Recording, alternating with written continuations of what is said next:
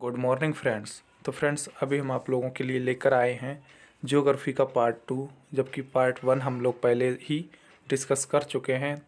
तो पार्ट 2 में हम कुछ ज्योग्राफी के इम्पोर्टेंट क्वेश्चंस डिस्कस करने वाले हैं, जो कि सभी आगामी परीक्षाओं में बहुत ही ज़्यादा हेल्पफुल होने वाले हैं। तो फ्रेंड्स चलिए हमारे साथ बने रहिए आप लोग वीडियो के एंड तक। स्टार्ट करते हैं। पहला क्वेश्चन है, सबसे बड़ा एवं सर्वाधिक ग्रह कौन सा है? तो ये है बृहस्पति। और सबसे छोटा एवं सूर्य के सबसे निकट का स्थित ग्रह जो है वो है बुध। और पृथ्वी के सबसे निकट का ग्रह तो ये शुक्र हो जाएगा। और कई बार कन्फ्यूजन हो जाता है, सूर्य के निकट तो ये सबसे छोटा होता है बुध, और पृथ्वी के निकट शुक्र। और पृथ्वी और सूर्य के सबसे दूर स्थित ग्रह तो ये है वरुण, जो कि पृथ्वी से भी काफ़ी दूर है, सबसे दूर है, और सूर्य से भी। सौरमंडल का सबसे चमकीला एवं गर्म ग्रह तो फ्रेंड्स ये हो जाएगा शुक्र। और सर्वाधिक ठंडा ग्रह तो ये हो जाएगा वरुण।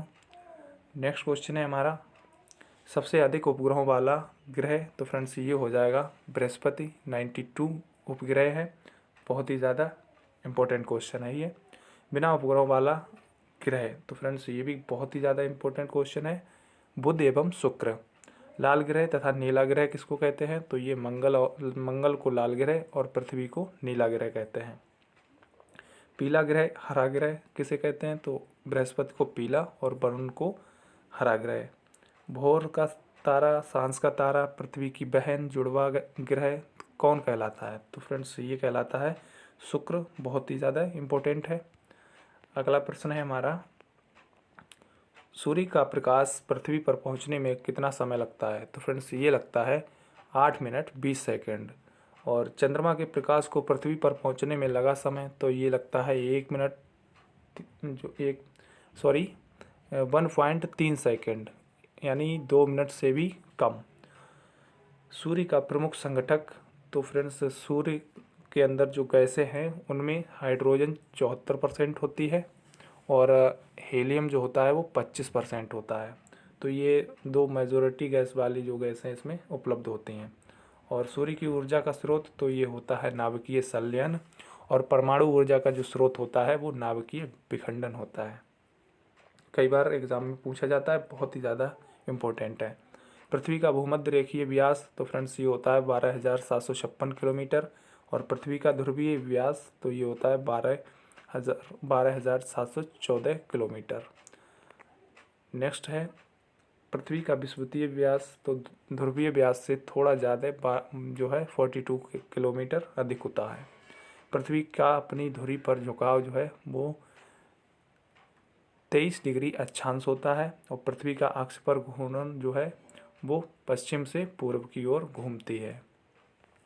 नेक्स्ट क्वेश्चन है, आकाशगंगा की आकृति स्पाइरल होती है। तो फ्रेंड्स ये इस तरह की आकृति होती है इसकी। और सूर्य पृथ्वी से बड़ा है तो कितने टाइम्स बड़ा है? ये 109 गुना बड़ा है। और फ्रेंड्स ये जो आकाशगंगा की आकृति वाला बहुत ही ज़्यादा इम्पोर्टेंट क्वेश्चन है, कई बार पूछा भी गया है और आगे भी संभावनाएं हैं। सूर्य का सबसे चमकीला ग्रह तो फ्रेंड्स प्रकाश मंडल।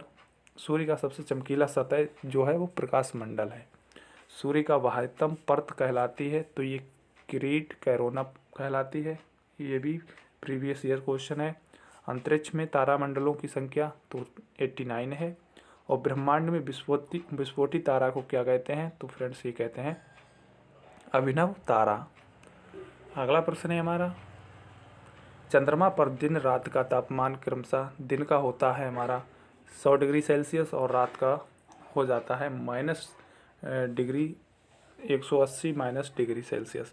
फ्रेंड्स यहाँ चंद्रमा पर सबसे ज़्यादा तापमान में असमानता देखने को मिलती है।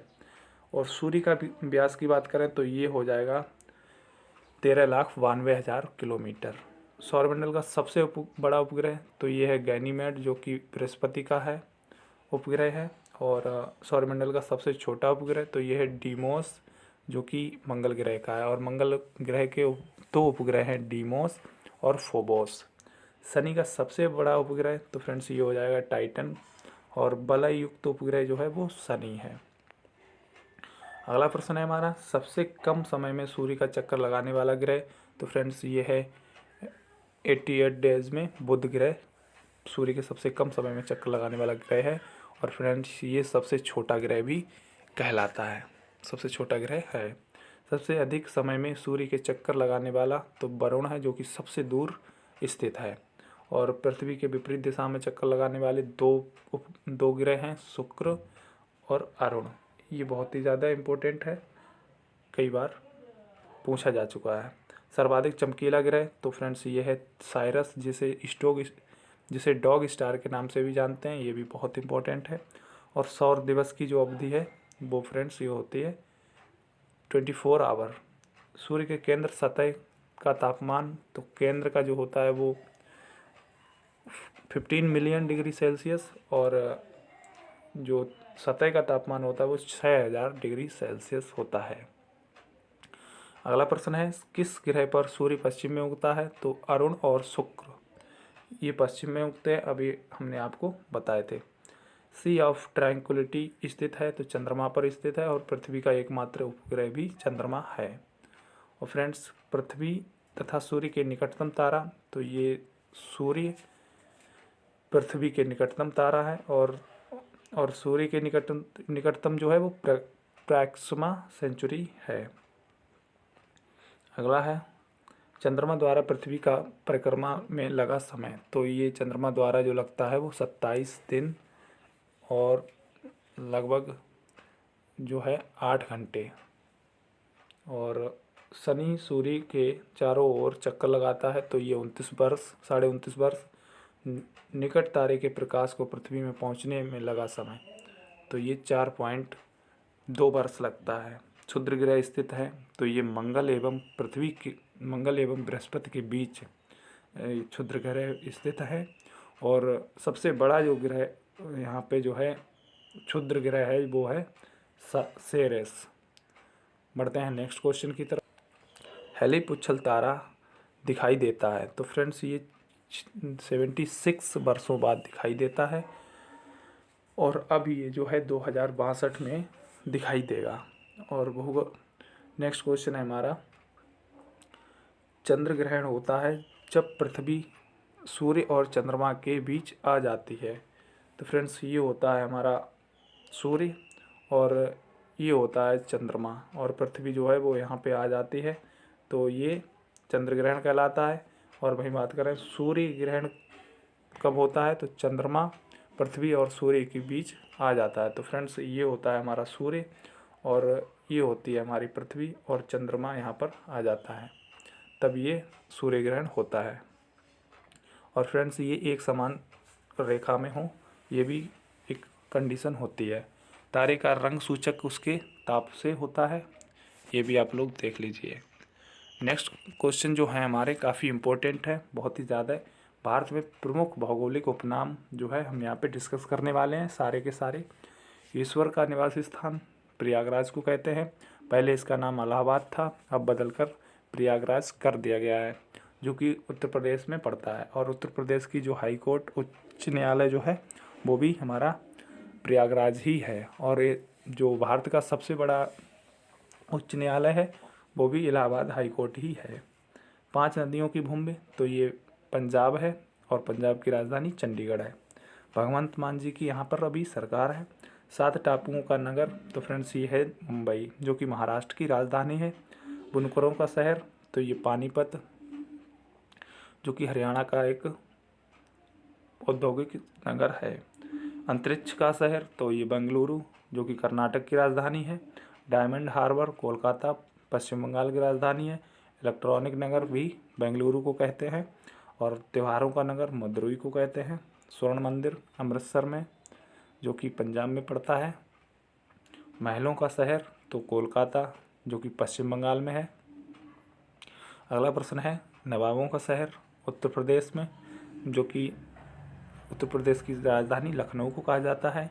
इस्पात नगरी जो कि जमशेदपुर, और जमशेदपुर टाटा जी जो थे वो यहीं से थे। पर्वतों की रानी मसूरी, जो कि उत्तराखंड में है। रैलियों का नगर नई दिल्ली, भारत की राजधानी। भारत का प्रवेश द्वार तो ये मुंबई है। और नेक्स्ट है पूर्व का वेनिस तो ये कोच्चि, जो कि केरल में पड़ता है। अगला है भारत का पीटर्सबर्ग तो ये जमशेदपुर में है। भारत का मैनचेस्टर तो अहमदाबाद में, मसालों का बगीचा केरल में और गुलाबी नगर जयपुर को कहा जाता है। क्वीन ऑफ डेक्कन पुणे को कहा जाता है। अहमदाबाद गुजरात में पड़ता है। केरल हमारा राज्य जिसकी राजधानी तिरुवनंतपुरम, जयपुर राजस्थान की राजधानी है, पुणे जो है वो महाराष्ट्र का एक शहर है।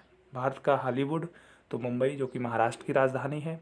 झीलों का नगर श्रीनगर और फलोद्यान का स्वर्ग तो ये सिक्किम है और पहाड़ी की मल्लिका तो ये नेत्रहाट है और भारत का डेट्राइट पीथमपुर है।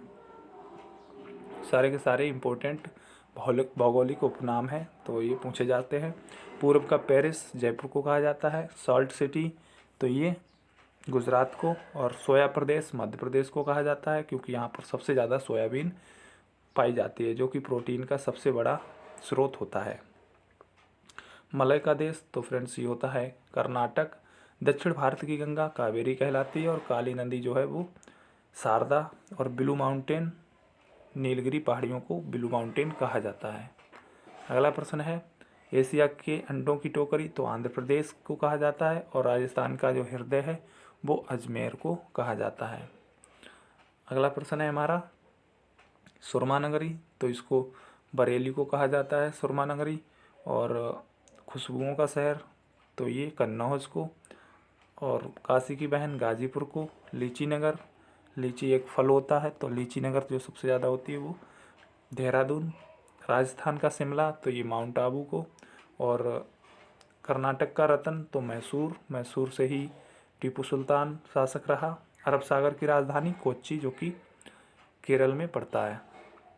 भारत का स्विट्ज़रलैंड जो कि कश्मीर को कहा जाता है।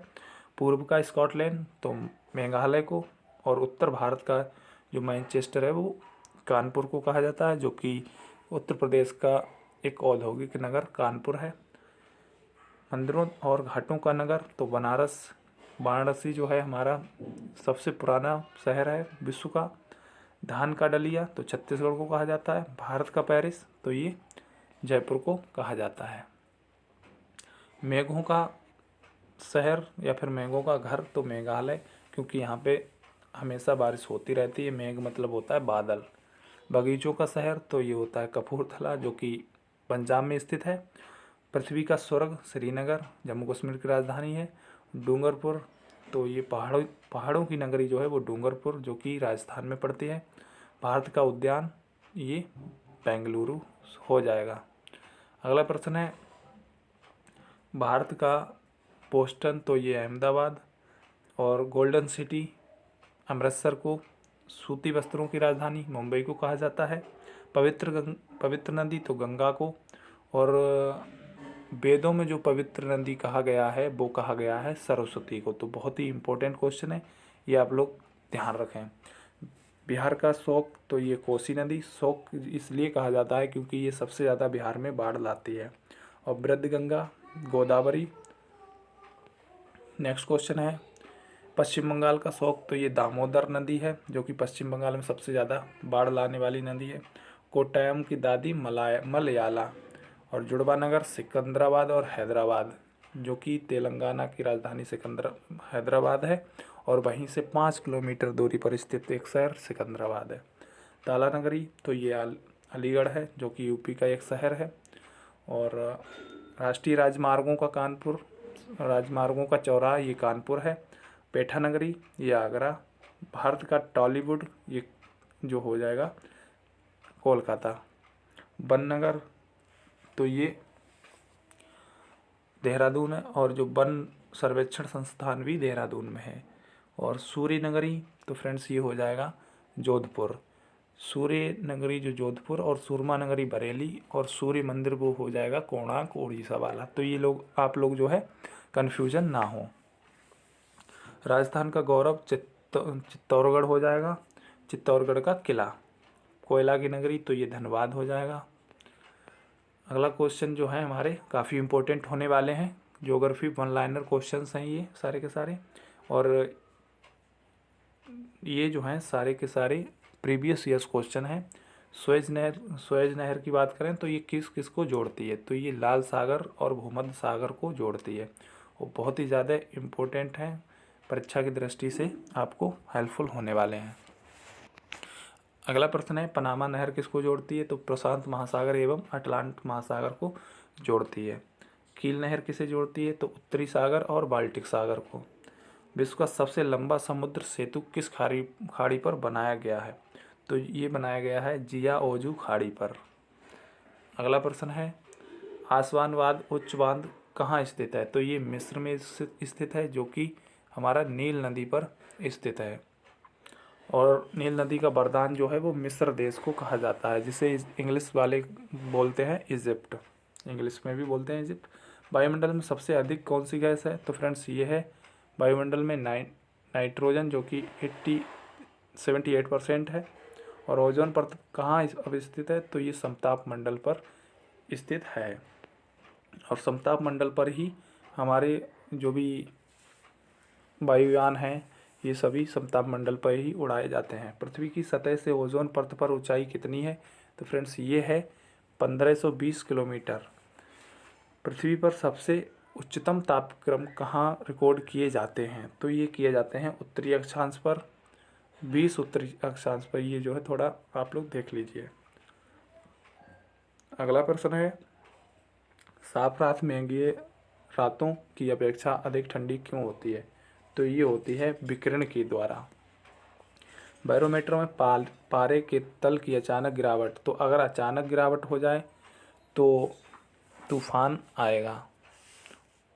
नेक्स्ट है, फान कहाँ स्थित? फान एक स्थानीय पवन है, तो ये जो है वो स्विट्जरलैंड की एक स्थानीय पवन है फान। सदाबहार वन कहाँ स्थित है, कहाँ पाए जाते हैं? तो ये ब्राज़ील में। और भूमध्य रेखा के निकट किस तरह के वन पाए जाते हैं? तो ये उष्णकटिबंधीय वन पाए जाते हैं। नेक्स्ट क्वेश्चन हो जाएगा, पृथ्वी पर घने, जिसे बोलते हैं डेंस वन अधिकतर कहाँ मिलते हैं? तो ये विषुवत रेखा पर मिलते हैं। और विश्व के सबसे बड़े एवं घने वन कहाँ हैं? तो ये ब्राज़ील के वन हैं। अगला है, कोड़धारी वन कहाँ पाए जाते हैं? तो अमेजोनिया में पाए जाते हैं, जो कि अमेजन नदी भी है। और मुख्य कारक जो किसी क्षेत्र की जलवायु को निर्धारित करता है, तो फ्रेंड्स ये है अक्षांश। अगला प्रश्न है, किस देश में सर्दियों के मौसम में वर्षा होती है? तो ये नॉर्वे में होती है। और भूमध्य सागरीय क्षेत्रों में वर्षा कब होती है? तो ये शीत ऋतु में होती है। विश्व का सबसे ठंडा स्थान, तो ये शिकागो है, जो कि अमेरिका में पड़ता है।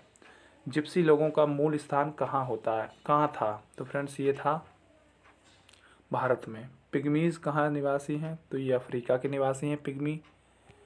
अगला प्रश्न है हमारा, सर्वाधिक बोली जाने वाली भाषा कौन सी है? तो जो सबसे ज़्यादा बोली जाती है वो है चीनी। विश्व में सर्वाधिक गेहूँ पैदा करने वाला देश, तो फ्रेंड्स ये भी चीनी हो जाएगा, चीन। विश्व में चुकंदर के 2 सबसे बड़े उत्पादक देश कौन कौन से हैं? तो पहला हो जाएगा फ्रांस और दूसरा हो जाएगा रूस। वहीं अगला प्रश्न है हमारा, विश्व में सबसे अधिक कपास का उत्पादन कहाँ होता है? तो ये होता है चीन में। और विश्व में केले का सबसे अधिक या फिर सबसे बड़ा उत्पादक देश कौन सा है? तो ये है इंडोनेशिया। और विश्व में प्राकृतिक रबड़ का सबसे बड़ा उत्पादक देश कौन सा है? तो ये थाईलैंड। और थाईलैंड में ही सफ़ेद हाथी पाए जाते हैं।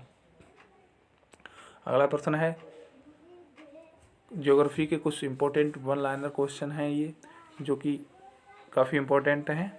संसार का सबसे ऊंचा जलप्रपात, तो ये है साल्टो एंजल जलप्रपात। अगला है, विक्टोरिया जलप्रपात संबंध किस नदी से है? तो ये जाम्बेजी नदी से है। और कौन सी जल संयोजी यूरोप और अफ्रीका को पृथक करती है, यानी अलग करती है? तो फ्रेंड्स ये है जिब्राल्टर की संधि। नेक्स्ट है, 10 डिग्री चैनल किसको अलग करता है? तो ये 10 डिग्री चैनल जो है अंडमान और निकोबार दोनों द्वीप समूह को अलग करता है। अंडमान निकोबार द्वीप समूह जो भारत के केंद्र शासित प्रदेश हैं। फारस की खाड़ी किससे सीमा नहीं बनाती? तो फ्रेंड्स ये नहीं बनाती है ओमान से। हिंद महासागर और लाल सागर कौन सी जलसंधि से जोड़ी जाती है? तो ये वाव अलमंदेव जलसंधि है। बहुत ही ज़्यादा इम्पोर्टेंट क्वेश्चन है ये। अगला प्रश्न है, दोबारा आ गया, सुएज नहर किसको जोड़ती है? तो ये लाल सागर और भूमध्य सागर को। पनामा नहर किसको जोड़ती है? तो ये प्रशांत महासागर एवं अटलांटिक महासागर। और कील नहर तो उत्तरी सागर और बाल्टिक सागर को। ये जो संधियां हैं ये बहुत ही ज़्यादा इम्पोर्टेंट होने वाली हैं, आप लोग इनको नोट डाउन करते चलिए। हमारा अगला प्रश्न है, ये सारे के सारे रिपीटेड क्वेश्चन हैं, हम इनको स्किप कर दे रहे हैं और बढ़ते हैं नेक्स्ट क्वेश्चंस की तरफ। हमारा अगला प्रश्न जो है वो एग्रीकल्चर इन इंडिया क्वेश्चंस जो हैं एग्रीकल्चर से संबंधित हैं, कृषि से संबंधित हैं। कहीं ना कहीं ये ज्योग्राफी का एक पार्ट होता है। तो चलिए स्टार्ट करते हैं। भारत की कृषि सबसे अधिक किस पर निर्भर करती है? तो ये मानसूनी कृषि हमारी वर्षा पर निर्भर करती है। और नकदी की फसल कौन सी होती है? तो ये फ्रेंड्स होती है चावल। अगला प्रश्न है, किस क्षेत्र को चावल का कटोरा कहा जाता है? तो कृष्णा और गोदावरी के क्षेत्रों को चावल का कटोरा कहा जाता है। रबी की फसल कौन कौन सी हैं? तो ये गेहूँ, चना, जौ, मटर, सरसों, आलू, ये सभी रबी की फसलें हैं जो कि नवंबर के माह में बोई जाती हैं। खरीफ की फसल कौन कौन सी हैं? तो फ्रेंड्स ये ज्वार, बाजरा, मक्का, चावल, तिल, ये सभी खरीफ की फसलें हैं जो कि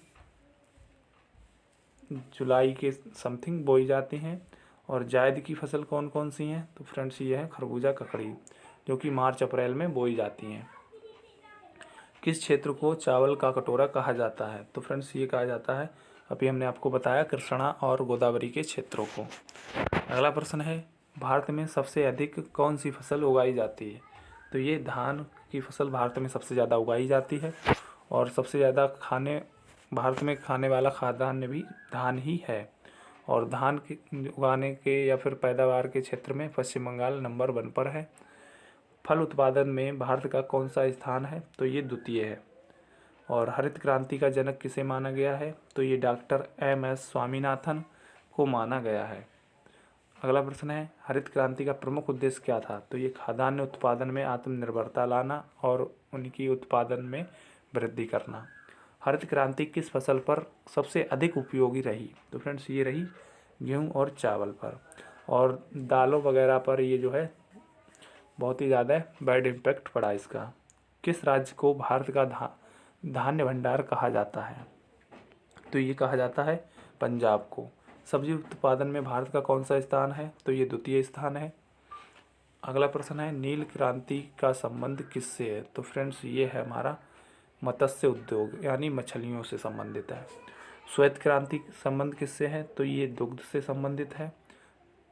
सारे के सारे ये जो भी क्रांति हैं बहुत ही ज़्यादा इम्पोर्टेंट है, कोई ना कोई पूछी जा सकती है। सुनहरी क्रांति किससे संबंधित है? तो फ्रेंड्स ये है बागवानी व शहद से उत्पादन से संबंधित है। गोल क्रांति किससे संबंधित है?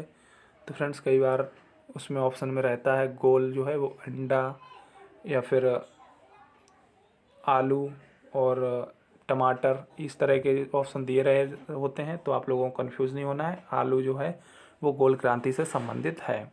गुलाबी क्रांति किससे संबंधित है? तो फ्रेंड्स ये है झींगा से। नीली क्रांति मछली से और गुलाबी जो है वो झींगे से। नीलगिरी की पहाड़ियों में कौन सी फसल उगाई जाती है? तो ये उगाई जाती है कॉफ़ी। और सीधी सी बात है कि पहाड़ियों पर कॉफ़ी और चाय यही उगाई जाएगी, तो नीलगिरी पहाड़ियों पर कॉफ़ी उगाई जाती है। और राष्ट्रीय रसदार फल अनुसंधान कहाँ है? तो यह है नागपुर। और नागपुर में सबसे ज़्यादा संतरा होता है। अंगूरों की खेती के लिए कौन सा शहर मशहूर है या फिर प्रसिद्ध है? तो ये नासिक। और वहीं बात करें प्याज के लिए, तो फ्रेंड्स प्याज के लिए भी नासिक बहुत ही ज़्यादा प्रसिद्ध है। चावल का उत्पादन सर्वाधिक किस राज्य में होता है? तो फ्रेंड्स अभी हमने बताया था ना, पश्चिम बंगाल में होता है। भारत के किस राज्य में गेहूं की खेती नहीं होती है? तो ये तमिलनाडु में गेहूं की खेती नहीं होती है। तिलहल प्रौद्योगिकी मिशन की स्थापना कब हुई? तो ये हुई थी 1986 में, 1986 में। भारत का उर्वरक उत्पादन में विश्व का कौन सा स्थान है? तो ये है तीसरा। वही बात करें मूंगफली में दाने का औसत कितना होता है? तो फ्रेंड्स ये होता है 70%। अगर अच्छी मूंगफली है तो 70%, और उसमें जो छिक्कल होता है वो 30% निकल जाता है। केंद्रीय शुष्क भूमि अनुसंधान संस्थान कहाँ स्थित है? तो ये है हैदराबाद, तेलंगाना की राजधानी है। और मक्का की खेती किस मौसम में की जाती है? तो फ्रेंड्स ये खरीफ की दिनों में, जो कि आजकल बोई जा रही है। और वहीं बात करें मक्का उत्पादन में, तो ये अमेरिका सबसे आगे है। दुग्ध उत्पादन में श्वेत क्रांति लाने वाले श्रेय किसे जाता है? तो फ्रेंड्स ये जाता है डॉक्टर वर्गीस कुरियन को। दुग्ध उत्पादन में भारत का कौन सा स्थान है? तो ये है प्रथम। भारत में सबसे ज़्यादा दूध का उत्पादन होता है। भारत में सर्वोत्तम चाय कहाँ पैदा की जाती है? तो ये की जाती है दार्जिलिंग की पहाड़ियों पर। अगला प्रश्न है, काजू का सबसे बड़ा उत्पादक राज्य कौन सा है? तो फ्रेंड्स ये है केरल, जो कि तिरुवनंतपुरम यहाँ की राजधानी है। रेशे वाली फसलें कौन सी होती हैं? तो ये कपास, जूट और सन। अगला प्रश्न है, दलहन उत्पादन में भारत का कौन सा राज्य सबसे आगे है? तो ये है राजस्थान, और राजस्थान की राजधानी जयपुर है। कृषि को उद्योग का दर्जा देने वाला प्रथम राज्य कौन सा बना? तो महाराष्ट्र ने कृषि को उद्योग का दर्जा दिया था, जो कि सबसे पहला राज्य बन गया था। केसर का सबसे अधिक मात्रा में उत्पादन कहाँ होता है? तो ये जो है कश्मीर में। तो ये काफ़ी इम्पोर्टेंट है। नेक्स्ट क्वेश्चन है, झूम क्या है? तो झूम जो है वो एक कृषि का तरीका है, और ये क्वेश्चन जो है हमारा यूपीएससी ने भी पूछ लिया है कि झूम किससे संबंधित है? तो ये कृषि के एक तरीके से। शुष्क भूमि के लिए सबसे अच्छी फसल कौन सी होती है? तो ये मूंगफली होती है। अगला प्रश्न है फ्रेंड्स, नारियल उत्पादन में भारत का विश्व में कौन सा स्थान है? तो ये है प्रथम। और भारत का सबसे बड़ा सोयाबीन उत्पादक राज्य, तो ये मध्य प्रदेश, और इसकी राजधानी भोपाल है। शिवराज सिंह चौहान यहाँ के मुख्यमंत्री हैं। तो फ्रेंड्स ये थे आज के हमारे कुछ इम्पोर्टेंट क्वेश्चन।